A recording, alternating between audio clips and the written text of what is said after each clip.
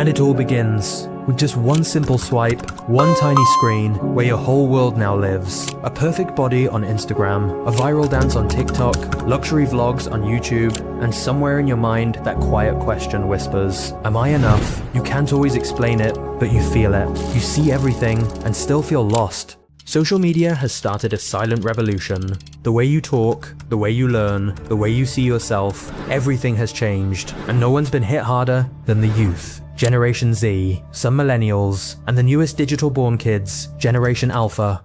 But this isn't just some fun online playground. Behind it all is a complex web. Tech companies, influencers, algorithms, and layers of psychology most people never see. And the effects? They're not just on the surface, they run deep into your mental health, your thoughts, your emotions, your very grip on reality.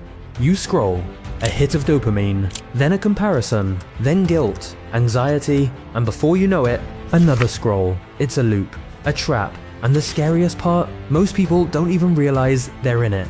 The purpose of this research isn't just to throw stats or theories at you, it's to show you the truth. How social media is shaping young minds, their emotions, relationships, and identities. And through this journey, we'll uncover who are the real players behind this digital world. What are the silent consequences that are growing day by day? And most importantly, how do we fix this? How do we protect ourselves? How do we create a healthier digital world? This report is divided into 3 powerful chapters. Chapter 1, the hidden players, tech giants, influencers, parents, peers, and how they knowingly or unknowingly impact the youth. Chapter 2, the hard truth, anxiety, depression, crumbling attention spans, the crushing loneliness, and the psychological and neurological reasons behind it all. Chapter 3, the way out.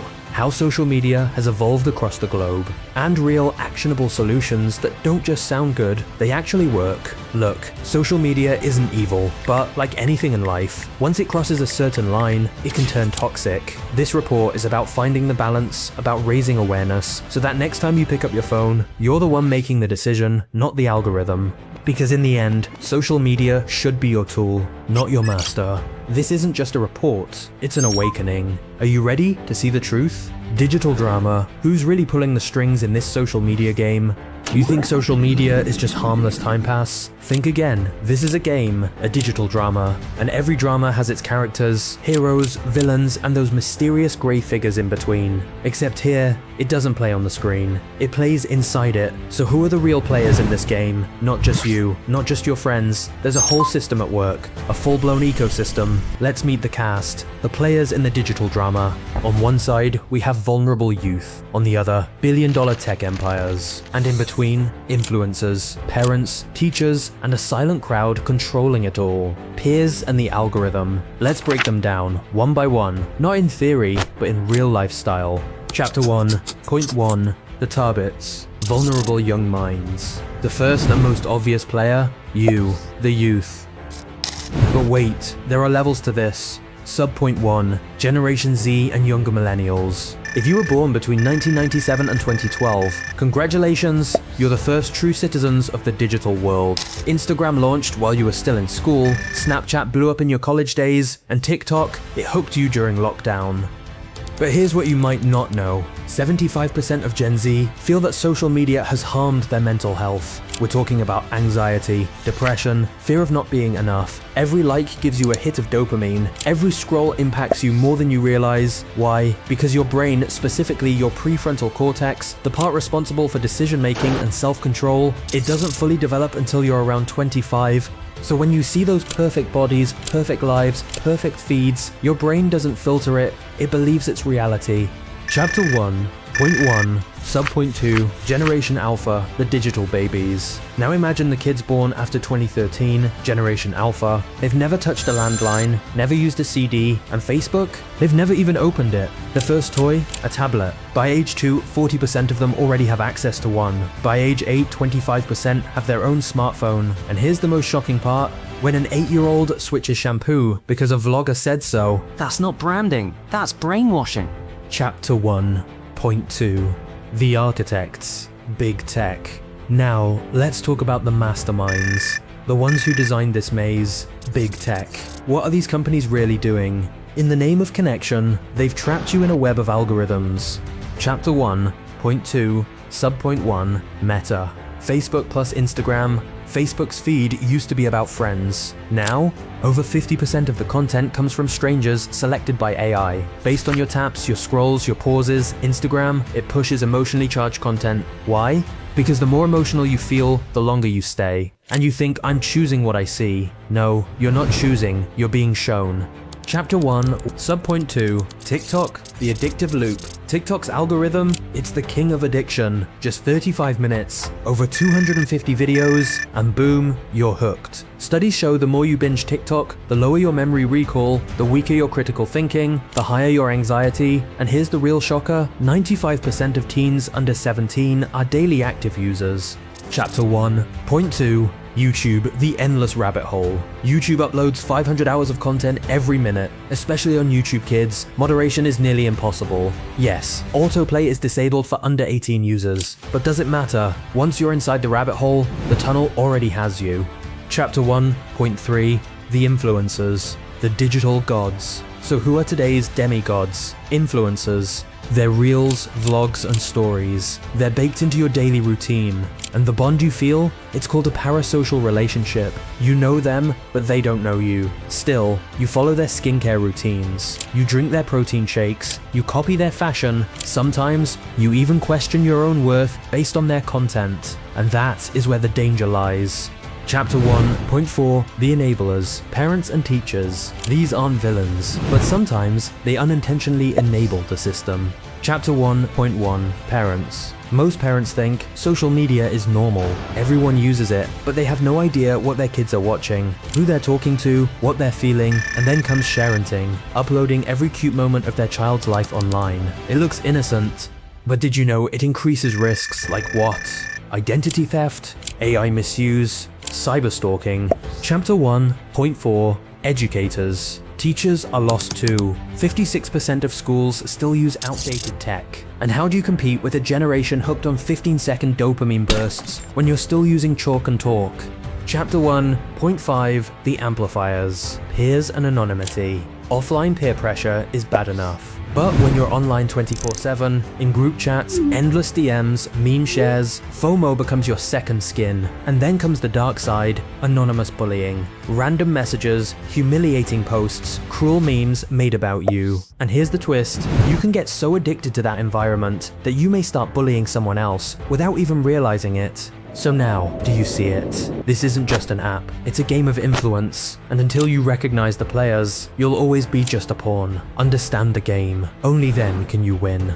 Chapter 2, The Destruction. It's not just wasted time, it's war on your mind. And people say, social media just wastes time. Time is the smallest thing you're losing. What you're not seeing is that the destruction has already begun inside you. Welcome to Chapter 2, The Destruction Beyond Wasted Time. Mental health crisis. It starts with 3 hours. Just 3 hours of social media every day. It doubles the risk of depression and anxiety. A US CSF study says even an increase from 7 to 73 minutes a day can raise depressive symptoms by 35%. And today, 48% of teenagers use it for over 3 hours, and 44% of them face moderate to severe psychological distress. Think about it, you may not see it, but you're already feeling it. Self-harm and suicidality.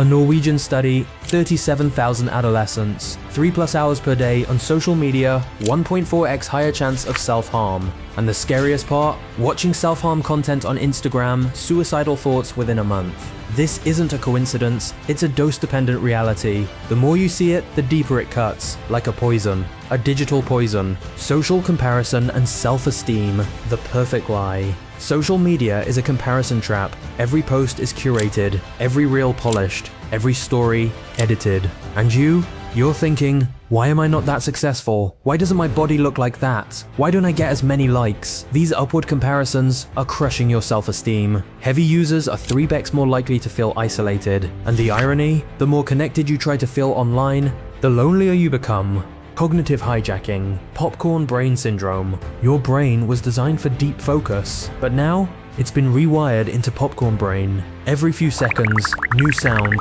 new flash, new dopamine hit. Your attention span is collapsing. After every notification, it takes 23 minutes to regain deep focus, and brain scans reveal the gray matter in your frontal cortex is shrinking, which means poor decisions, impulsiveness, zero patience. You think you're scrolling, but in truth, your brain's been hijacked. Social skill erosion, the death of real conversations. From 2003 to 2022, face-to-face interactions dropped by 45%. Today's teen prefers DMs over eye contact, GIFs over real expressions, snap streaks over real conversations. But in the real world, there are no filters, no edits, no retries, and when you don't practice real communication, your social skills don't develop. Then comes the awkwardness, the anxiety, the loneliness, even in a crowd. Reality distortion, filters identity crisis, Snapchat dysmorphia. 29.45% of adolescents show signs of body dysmorphic disorder because they no longer believe their real face is really theirs. And FOMO, those curated stories show you a life that seems perfect. Vacations, smiles, luxury, romance. But the truth? 45% of teens scroll compulsively because of FOMO. They can't stop because they feel I'm missing out on something. But by then, reality has already been distorted. Chapter 2.7 Addiction Mechanisms. Hooked like a drug, dopamine. The same reward chemical triggered by gambling and drugs. Social media turned it into an intermittent reward system. Sometimes a viral post, sometimes a DM from your crush. And that's what makes it addictive. TikTok's own research says habits form within just 35 minutes. And when you don't use it, withdrawal, boredom, mood swings, cravings. Just like an addict. Chapter 2.8 Eating Disorders, the Starving Generation. 3+ hours of daily social media, double the risk of developing an eating disorder. And the most shocking part, 49% of Instagram users who follow health food accounts show signs of anorexia. From 2018 to 2022. Youth eating disorder related hospital visits doubled. The algorithm keeps feeding you what you've been watching until it breaks you completely. This isn't an overreaction, this is a digital emergency. And you're not just losing time, you're losing yourself. You exist in the digital world, but you live in the real one. Protect your mind, save your soul. Chapter 3 The Evolution, the World and the Way Out. Every story has a beginning, a peak, and a solution. But the story of social media, it's still unfolding, still evolving, and taking new forms everywhere. Welcome to Chapter 3, Evolution, Global Patterns, and the Way Out. Chapter 3.1 The Evolution, from friends to feeds to addiction. Social media started as a way to connect. 2004, Facebook. Your real friends, your real life. But after 2010, smartphones arrived. Instagram introduced filters, visual content began to dominate, and connections slowly shifted to attention. Then came TikTok, Reels, Shorts, and the algorithmic arms race began. Every platform thought, don't just show content, predict what the user wants to see. And those predictions turned into addictions. This transformation wasn't innocent. Once you chose what to watch, now the algorithm chooses your mood. Chapter 3.2 Global Patterns. Every country, its own battle. Let's zoom out. Social media is everywhere, but its impact isn't the same everywhere. US's United States. In America, the average teen spends 4.8 hours daily across 3 social platforms. Heavy influencer culture, flex culture, and unfiltered exposure have triggered a mental health crisis. It's not just about likes, it's about feeling lonely in a crowded feed. South Korea and Wuhan, China. South Korea's internet penetration, 94.6%, but average teen usage, only 1 hour 13 minutes. Why? Because of strict digital laws. China's minor mode limits content, screen time, and even usage hours. A digital discipline where addiction is blocked before it begins. EU Europe focused on privacy, GDPR, the General Data Protection Regulation, forced platforms to protect personal data. But is privacy enough when the addiction is psychological? Australia placed an age ban, no phones before age 16, but here's the problem, bans don't work unless awareness comes from within. Rules without understanding, just noise. I'm in India and Brazil, and then come developing nations like India and Brazil, where the youth population is massive. Engagement levels are sky high, but resources are limited. A place where influencers flaunt shiny lifestyles, while most of the audience silently struggles. Here, social comparison is more toxic than poison. The Way Out, real solutions in a digital world. But this story doesn't end with destruction. Every poison has an antidote. and so does this one. Solutions are possible on 3 levels: individual, family, and systemic. Individual actions. Take back control. If you're a young person, remember, audit your screen time. Take a small digital detox every week, even just 4 hours without your phone. Join real-life clubs, play sports, make art, create music. The dopamine you chase on screens, it's even richer in the real world. And above all, sleep. Your brain recharges when you're not scrolling, you own your time. Don't let a machine own your mind. Parental strategies: be the example, not the exception. Simple rules for parents: no phones before 8th grade. Delay digital exposure, create tech-free zones, bedroom dinner table, prayer time, watch content with your kids, co-viewing builds trust, and most importantly, let your own digital behavior be disciplined. Kids don't listen, they copy. Systemic interventions: fix the root, not just the fruit. Real change only happens when the system evolves. Platforms must adopt ethical design, bring back chronological feeds, break the addictive loops, strictly enforce age verification, make digital literacy a mandatory subject in schools, and support youth-led movements like No So November, where young people take a month-long break from social media. These grassroots revolutions can change everything. This screen is in your hands, but who holds the control? You can be the CEO of your own mental health. You can reclaim your time, but first, you have to choose. Truth or distraction? Let the digital world be a part of your life, not your entire existence. Understand this. This isn't just a screen, it's a battlefield, where your mind, your confidence, and your future are all at stake. Social media is just a tool, but the moment it starts controlling you, it becomes your master. And to win this fight, we need 3 things: awareness, action, and accountability for yourself, for your younger siblings, and for a generation whose self-worth must not be defined by a number of likes, but by their real identity. Now you decide, will you scroll or will you rise?